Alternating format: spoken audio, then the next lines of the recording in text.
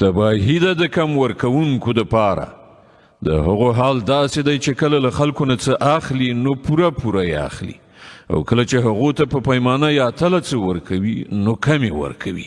ایا دا خلک نه پوهیږي چې په یوه لویه ورځ را پاڅول کیدونکي دي، هغه ورځ چې کله ټول خلک د عالمیانو د پروردګار په حضور کې ودرېږي. هېڅکله نه چې دا کافران ګمان کوي ارومرو د بدکارانو عملنامې د سجین په دفتر کې دي. او ته څه خبرې چې د سجین دفتر څه دی؟ یو کتاب دی لیکل شوی، تباهي ده په هغه ورځ د دروغ ګڼونکو لپاره چې د جزا ورځ دروغ ګڼي.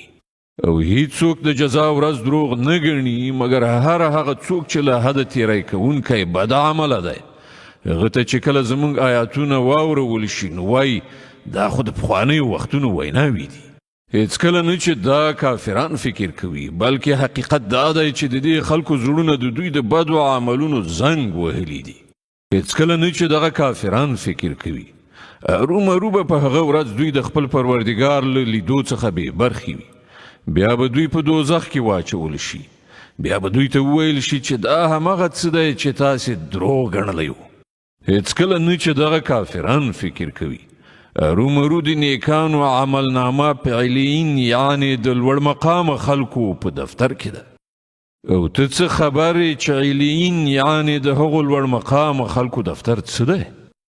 یو لیکلی کتاب دی چې مقربې پرښتې د هغه ساتنه کوي. ارومرو به نیکان په زیاتو خوندونو کې وي، د عزت په هسکو تختونو ناست ننداره کوونکي به وي.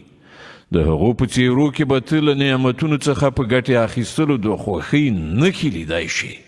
په هغو به سرپټي خالص شراب څښل کیږي چې د مشکو مهر به پرې لګېدلی وي. څوک چې د نورو نه میدان ګټل غواړي د دې شي د ګټلو په مسابقه کې د هڅه وکړي.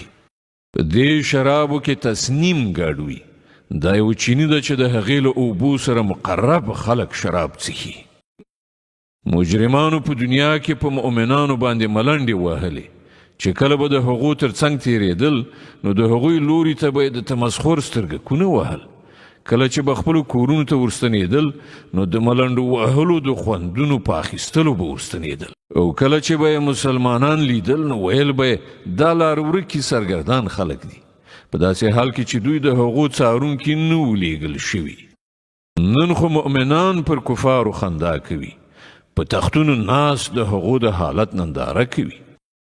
ورکړه شوه کافرانو ته د هغو د حرکتونو جزا چې هغو کول.